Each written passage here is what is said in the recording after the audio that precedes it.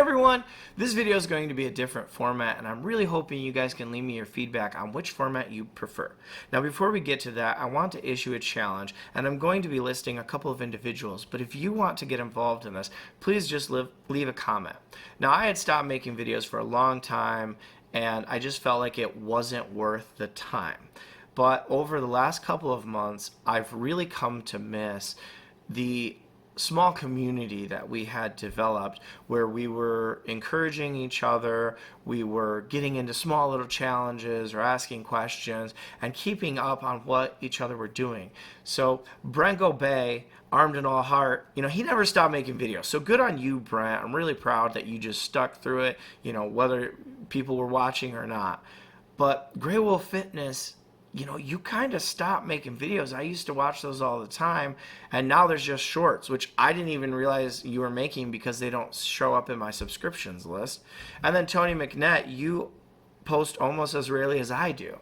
And so I wanted to challenge you three, if you watch this video, to get back into making videos, whether it's, pursuing a bench for a powerlifting meet, grip meets, or strongman competitions. Let's get back into it. It doesn't have to be every week. It doesn't have to be every month even. Just periodically, because I really want to check in with you guys and help give encouragement where I can.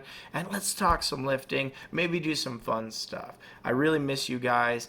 And, there are a lot of people that have just fallen out of YouTube altogether.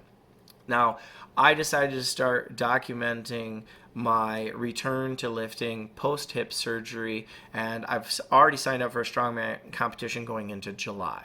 So this is going to be detailing the programming that we're doing to get back into strongman. Now, the first week, I decided to do a short commentary followed by raw lifting footage. The second week, I put music to everything, and then I had short slides detailing all of the lifts that we did, including the accessories. This week, I'm going to make two changes. The first is I'm moving Saturday to its own day. Strongman on Saturday takes a lot more time. There's a lot more footage involved, and I realized when I was editing last week, it was well over 30 minutes if I included everything, and that's way too long to be watching someone, especially me. Okay, I got bored. So that's going to move to its own day. So this video is going to be Monday, Tuesday, Thursday, which are the gym lifts day, and Saturday will be its own video. The other change that I'm making this week is I'm going to be doing commentary over the lifting, detailing what I'm seeing, what we're trying to do. Now, we've only been recording the main lifts of each day. So if you guys want to see accessories and things like that, please let me know.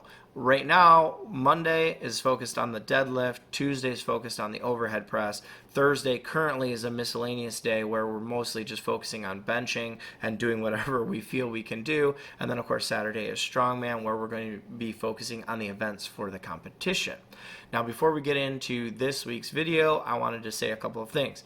First, I have decided that I'm going to make a video detailing the hip injury, what happened there, the process, the surgery, and what's still to come on that. The second one is going into this week, I feel like I've had no recovery, no time to rest and relax. So Saturday was a pretty brutal strongman workout, especially the partner sandbags, which I call devil sandbags. Really pushed it there. And then straight from that, we went into installing a new sliding glass door. And I ordered a new sliding glass door instead of an existing sliding glass door, which meant we had to tear all the siding off of the house. The door couldn't fit through my garage doorway, so we had to take it all the way out and around through the fence and come around the side. Now, that doesn't sound too hard until you realize the door is well over 500 pounds and awkward, and you don't want to tip it or break anything because it's a really expensive door. At one point, it actually started to tip, and Glenn and I both went to catch it, and the door jutted forward, and I was stupidly wearing sandals, and it smashed into my big toe on the right and bent my nail back halfway. Unfortunately, I couldn't stop because we had already torn out the other doorway, and I just had to keep bleeding and carry on.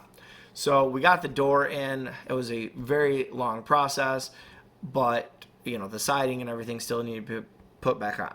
So Saturday, we did the strongman workout into that till 7 o'clock at night, ate dinner, went to bed. Then Sunday after church, went back into installing it. We got all the siding put back on, and then we got the door shimmed, everything ready there, and then I had to go do a sleep study. So I didn't sleep hardly at all. I felt like I was just dead, and ended up taking the day off Monday, took a nap, woke up at 12:30, and I had to deal with sump pump issues. So my drain had clogged. I didn't know that, but I ended up taking apart all of the sump pumps, cleaning all the pipes out, and still couldn't get it cleaned. My snake couldn't go through all the way, so I had to call a plumber. And then we went into deadlifts. And then right after deadlifts on Monday, it was Tuesday with the overhead, and I just feel beat up, guys. I have never felt so terrible on the overhead press. So I'll be discussing that as we go into the commentary on this video. But for those of you who don't know, I am dieting as well. I gained quite a bit of weight having to sit on the couch for almost 2 months after the surgeries. And I decided, enough is enough. So it's not really a great situation to be in where you're dieting and you're trying to build back all of your strength, but it is what it is. So I'm feeling very lethargic. I'm trying to get the CPAP issues sorted out. My CPAP's from 2009, and they said, I need a new one. And so hopefully you guys don't judge my lifts too harshly this week, because my goodness, I feel like I need to sleep for at least a week. So again, leave your comments if you want to get involved in that sort of challenge where we're just, committing to each other to make some videos, updating each other, and which format you prefer. So take it easy, go lift something heavy. Here we go, starting off the week with deadlifts. Now, some of you who have been watching might be wondering, why is it we're doing 3 sets of 10 on deadlifts? What's the idea here? So when you're coming back from an injury, there's a huge temptation to just go back and try and lift what you used to lift, and try and get as strong as you can, as quickly as you can, because you want to go back there. It's an ego thing, and I've struggled with it.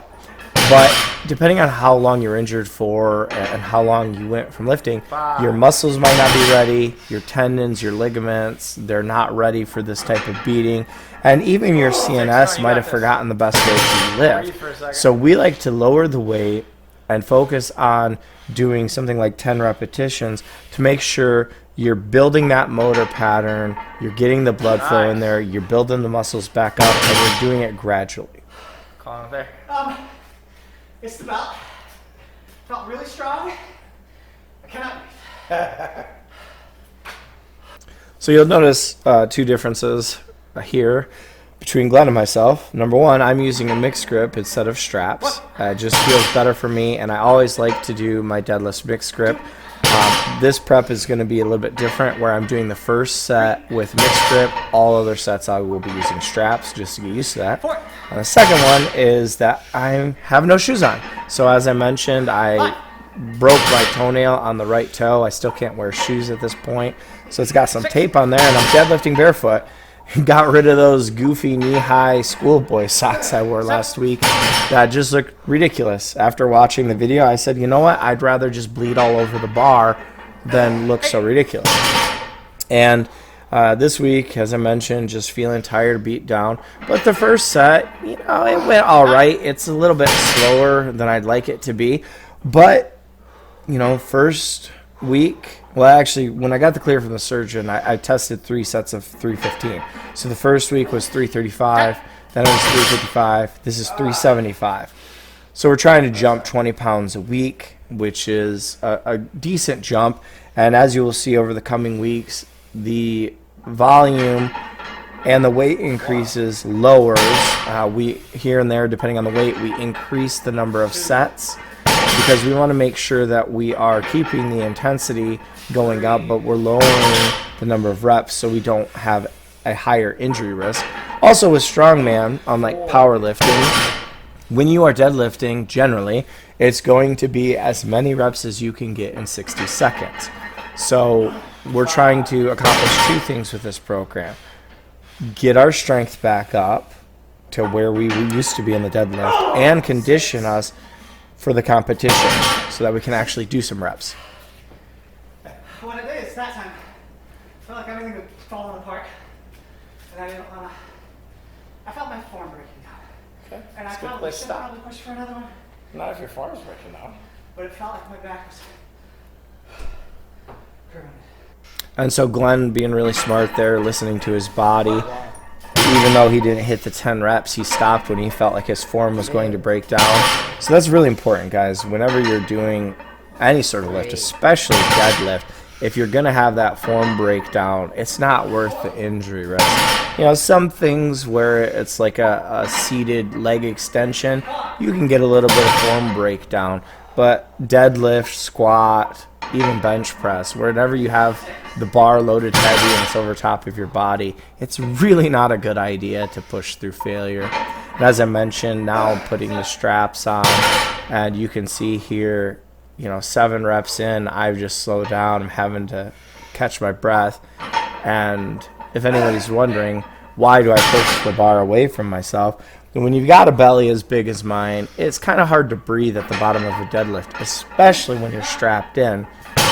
So now I'm kind of getting fatigued, so I'm pushing that bar away from me so that I can actually breathe, get a couple of breaths in, pull it back in, because I really want to hit the reps. You know, right now I'm not really feeling like the weight's too much or I'm having any form breakdown.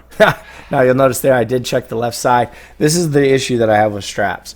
You have to make sure that you're putting the straps in the correct spot, or else the bar can feel uneven. So right there I checked to see, did we actually load the bar correctly, and it was fine, but it felt like the left side was heavier for me.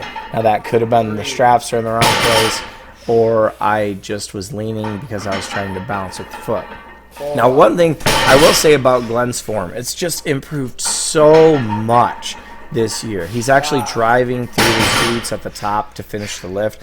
He used to, as soon as he passed the knees, he would fall forward, he'd have his legs completely straight, and he'd try to finish with his back. Shaking your head mid-rep.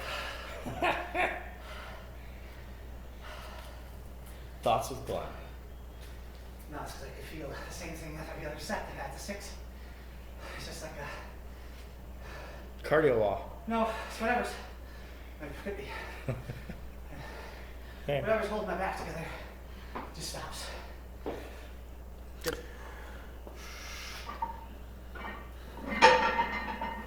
And so this is where just mentally, I didn't want to do this set, I'll be honest. And I kept thinking to myself, it's too early in the program to be leaving reps on the table. So when you guys are just starting a peaking phase, depending on where your conditioning level is, it's a really good idea to prime your body. So what I try and do is get higher volume, and then as you get heavier each week, you lower the volume a little bit, and you kind of build a pyramid, right? Like at the end, you're doing that 1 rep, 1 set max, and you want to build backwards from there.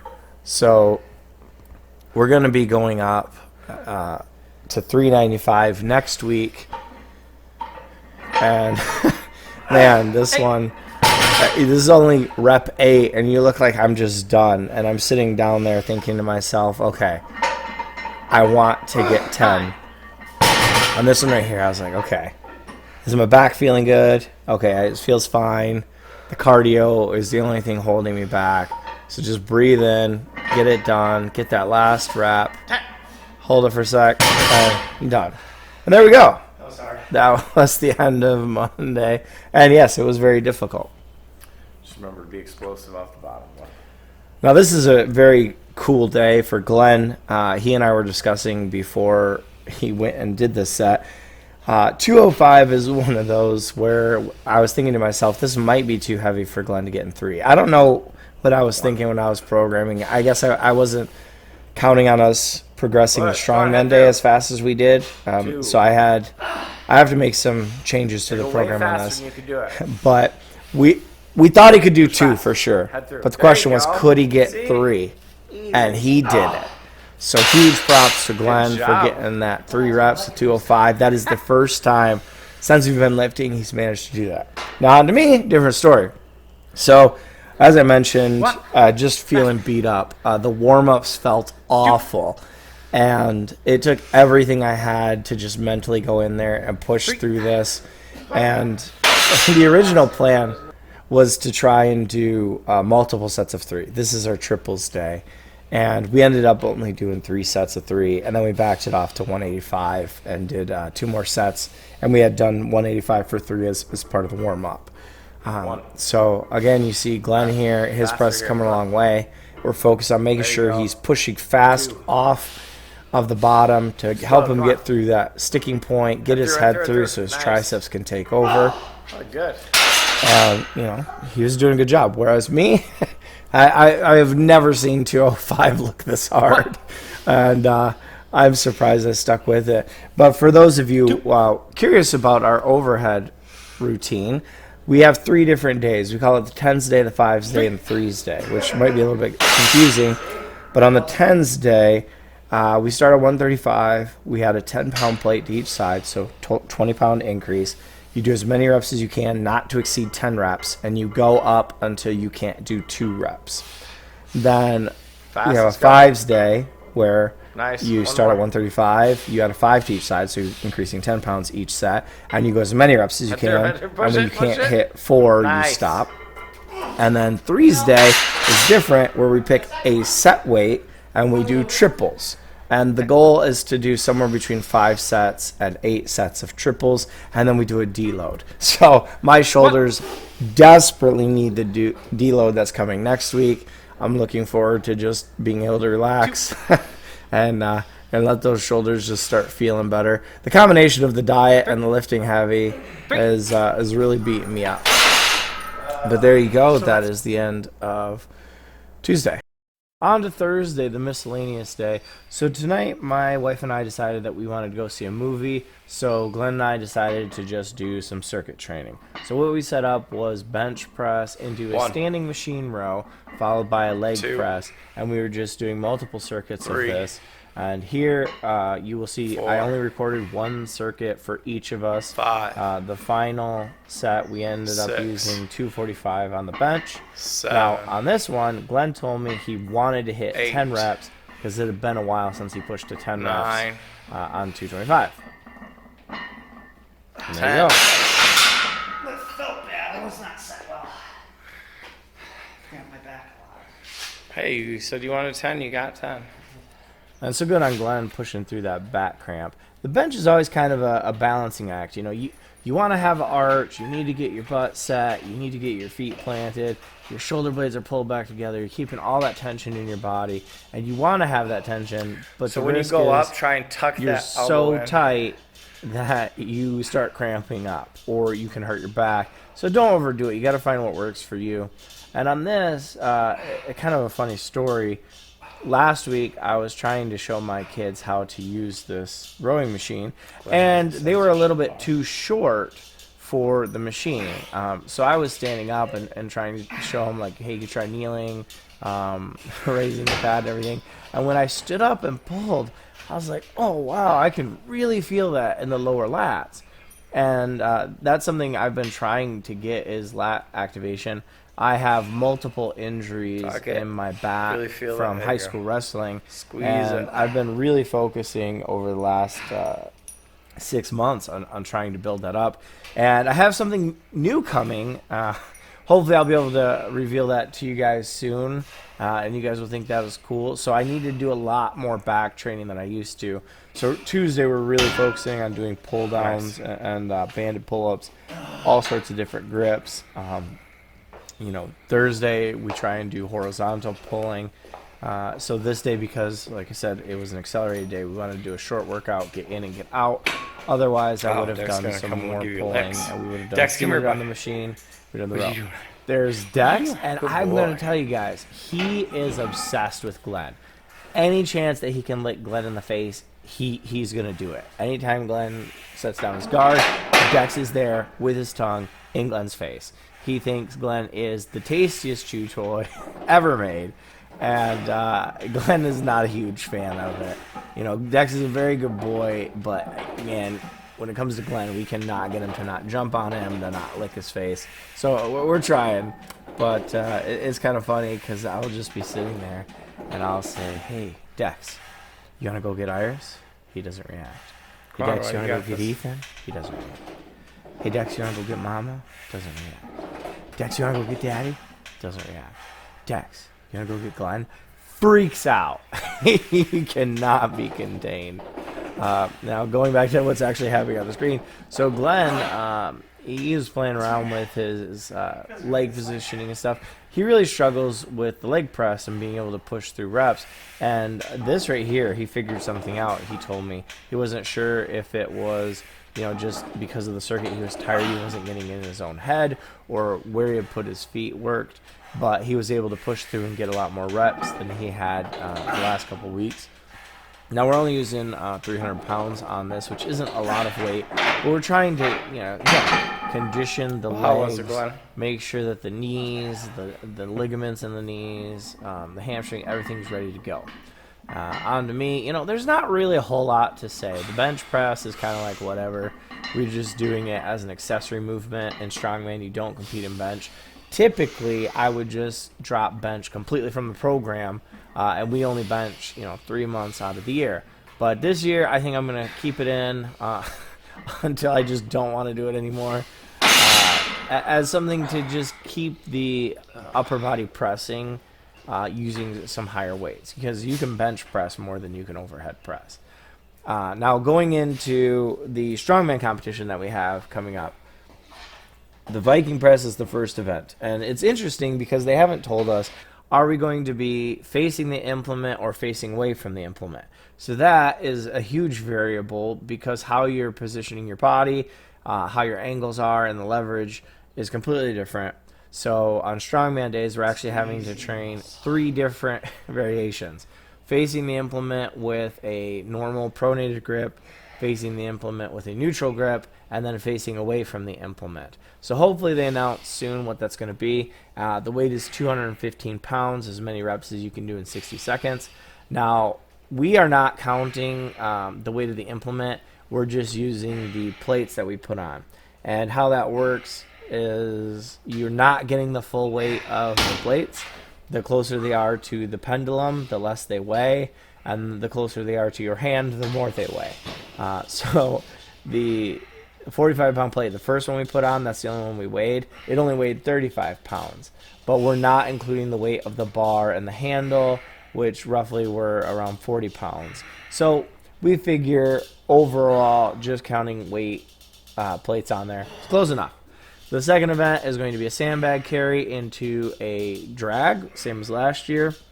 And it was a little bit depressing. I was watching some of my old competition videos, and I have never finished a front carry, and almost always take dead last. So the goal this year is to finish.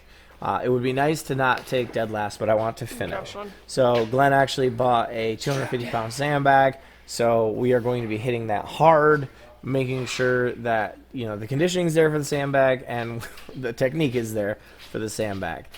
So that's the big goal this year. Third event's Fingal's Fingers, which I don't really have a good way to train, and I've never done before, so I'm excited about that. Clinton Darden was kind enough to put together a video for me on something that you can do using bands and a prowler. So anybody who watched last week, you saw that setup. There's a lot of work to go on that. I got to work on making sure my hand movements are synced up with my leg drive, because you don't want to be pushing with your elbow bent, because if you try and do that with the Fingal's Fingers, it's going to crash down in your head, and you need to tie your leg drive in, because you're actually pushing the implement with your legs and trying to keep that arm locked. The fourth event is a car deadlift, and I don't know if it's going to be standard height or raised. So the setup we've been using with the landmines, that is a raised setup. If they don't announce the height of the handles in the next couple of weeks, we're going to be transitioning between doing sets of raised and then the old setup where we take the 2 bars, put a tire on, and use 25-pound plates. With the landmines, 25-pound plates, we just can't get it heavy enough because it's supposed to be 500 pounds. And then the last event is Atlas Stone over bar, as many reps as you can do with a 280-pound stone in a minute. So that event is going to be pretty brutal. I'm looking forward to that. That's it for this video.